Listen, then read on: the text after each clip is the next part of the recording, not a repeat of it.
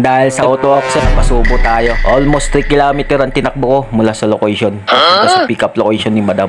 Pero okay lang yun. Nakangiti naman si Ma'am. Pick up nga pala nito Las Piñas, papunta ng SM Bacoor. So, papasok nga pala ng trabaho si Ma'am sa SM Bacoor. So kailangan na natin siya matid. Hindi siya pwedeng malate.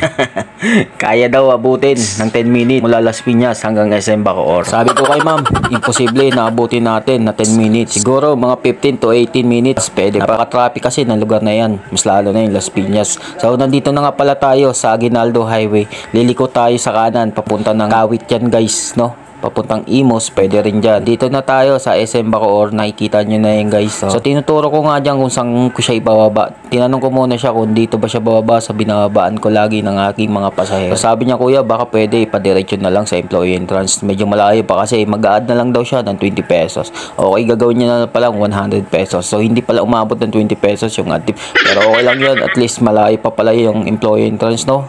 Ihatid na lang kita at doon rin naman ako lalabas. So paglagpas nga pala namin ng overpass dyan, liliko na kami sa kaliwa. Papasok na ng mall yan guys. Sa mga taga SM Bacoor, no? Sa mga taga dito, alam niyo na to kung saan banda. Dire-diretso lang pagpasok mo galing guard. Dire-diretso lang. Marami nga pala employee entrance dito kaya nakakalito.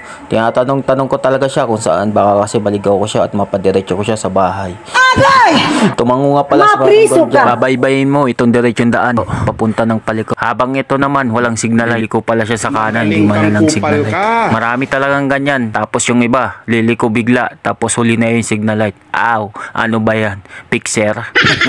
So ayun, diretso na ako. At meron na naman ako nakita dito, pangatlong employee entrance na naman. Ang laki talaga ng SM Bacoor, no? Ang daming employee entrance. So, iba-iba. Tinuro niya nga sa akin kung saan yung entrance nila. Doon sa pinakadulo, malapit yun. Medyo malayo-layo pa rin pala to, no? Yung employee entrance nila. Pero all goods naman yan. At dito rin naman ako mag-exit. So walang problema sa atin yan. Sa mga rider, no? Tinuro ko nga yung isang employee entrance. Kala ko doon na. Hindi pa pala. Pang ilang employee entrance na nadaanan namin. Siguro pang 4, pang 5, pang 6 na yung last. Pinakalas. At ayun nang guys, nakarating na kami. Teka lang, gigililag na natin para safety ka pagbaba. So ayan nga ma'am, igigilid lang natin to at para safety yung pagbaba natin.